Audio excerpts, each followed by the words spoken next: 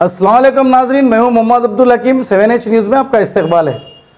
Bahadurpura traffic police की जानिब से इंसानी हमदर्दी करते हुए ट्रैफिक अमले ने सिग्नल पर जो धूप में ठहरते हैं उनके लिए एक प्लास्टिक का शेड डाला है ताकि अवाम को कम से कम 2 मिनट धूप ना लगे। ये पुलिस की सताइश करनी चाहिए। पुलिस ने बहुत अच्छा काम किया है। अवाम की भलाई के लिए पेश है इस मामले पे हमारे नुमाइंदे अकरम की ये रिपोर्ट। ये धूपकाल के टाइम पे पूरा ये शेड सनसेट के सनस्ट्रोक नहीं रहना बोल के हमें कोशिश करें पब्लिक का वास्ते या सिग्नल के पास ठहर देना।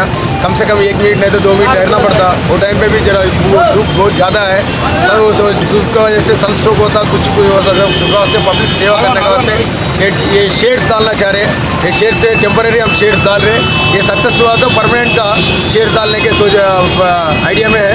हम देख के डालेंगे। हम साउथ जोन के पीपल के वास्ते क्या होना पड़ता है वो करेंगे साउथ जोन में। Thank you.